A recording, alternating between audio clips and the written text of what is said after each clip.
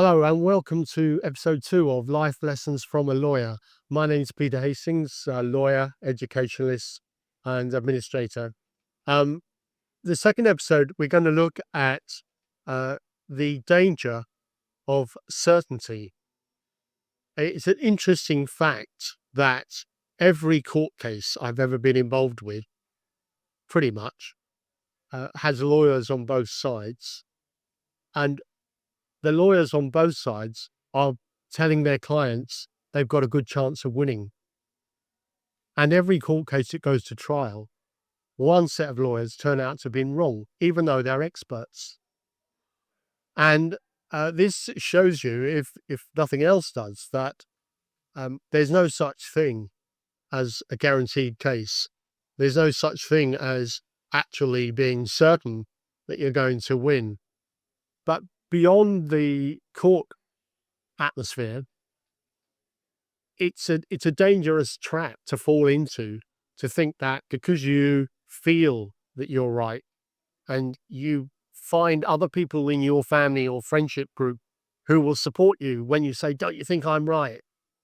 Of course they're going to, because they care about you, and they're going to say that you are right and that you are certain to win. And this explains another fact of the legal world, which is that most court cases which start by someone sending the paperwork to the court and it comes out and the other side gets to have a chance to put a defense in, most court cases, over 90% of court cases, never get to a trial. Now, some of that is because people fall out or they break the rules of the court, so they get thrown out. But mostly it's because most court cases settle before they get to a trial. And very often it's on the day of the trial, when you get to the court with in England, we have barristers who do the advocacy in the court. They're the experts at presenting the case in the court. That's not what I do. I get the paperwork ready. But the barrister will present the case in court, and by the time they get to the day of the court, they realize the case is not as certain as they thought it was, even when they were advising their client. And they start to talk and they start to think to their client on the other side, maybe we're not as strong as we thought. Maybe we should talk. And the example I always think about in this is the neighbor, your neighbor who is his fence. So he says, yes, you can repaint the fence, but you've got to repaint it the same color. So I paint my fence blue. And then he gets his lawyers onto me because he wants the fence painted red. But the fence was already blue, so I painted it blue. But he wants it painted red. And we're shouting at each other across the fence. And we're getting lawyers involved. We're spending money. Now we hate each other. Our children are not allowed to play with each other because I want a blue fence and he wants a red fence. And then one day the ball goes over the fence and we go around to get it. And we see from his back room that his fence is red, even though my fence is blue.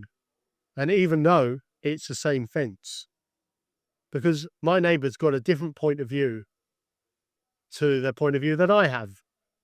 And his point of view in his world is right, because he does have a red fence. But in my point of view, I do have a blue fence. And both these views are actually right. Both these views are valid. And both these views are true. And it would have been a lot easier if we'd both stood in each other's garden at the start and understood what the other guy's point of view was.